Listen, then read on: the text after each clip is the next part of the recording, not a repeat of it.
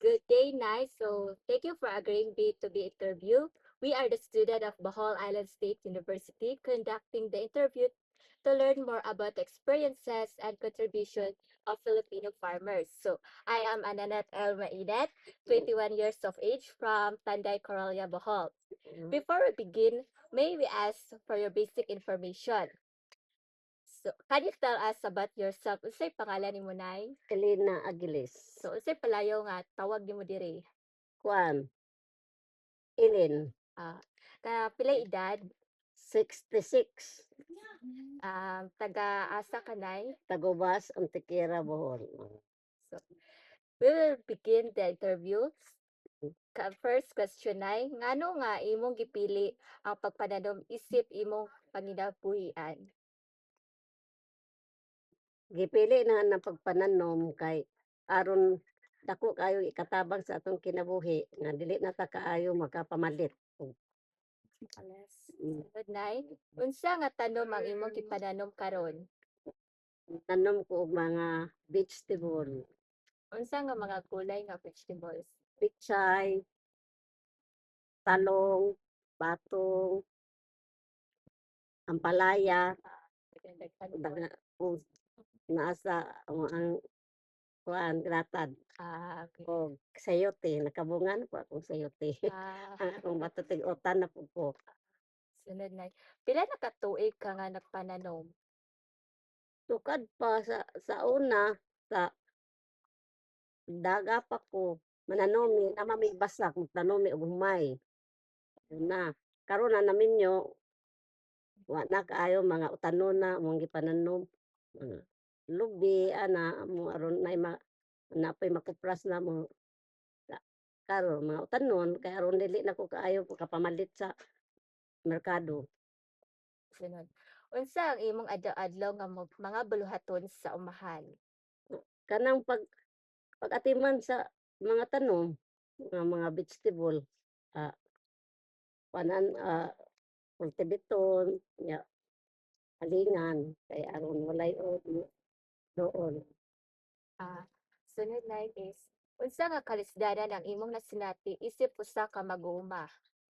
Kanang timpong init, maunay lisod kay ang mga tanom mo dili mabubuan, mga matay, unang kalingawan og pangmubo og kanang tubig kay aron dili mga matay ang tanom.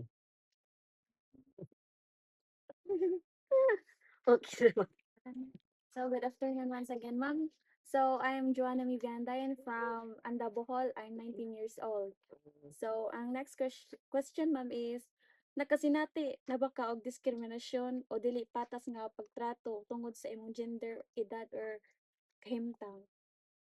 Uh, Ma'am ko kuan pod okay raman ako pod.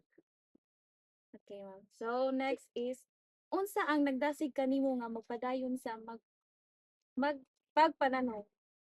Ah, maangay man ko mananom kay aron dili na ta ka pamalit sa kuan ba merkado.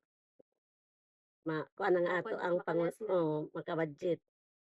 Dili ang atong panginabuhi. Sige, sunod na is, giunsa pagtabang sa pagpananom sa imong pamilya ug sa inyong komunidad.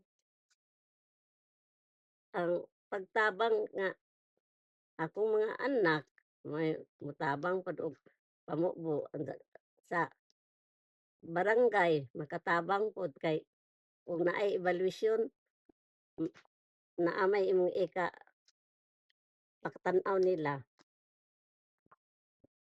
Unsa nga mga kausaban ang gusto nimo makita sa agrikultura sa Pilipinas? Ang kausaban, Ah, oo, kuan raman po, okay raman po ng kuan nga magsige o pananom karon di ato ang kuan atong lalawigan nila og ang baway. so last nga question na is, unsang tambag ang imong mahatag kung umaabot nga magtutudlo sa PLE o mga estudyante sa agrikultura?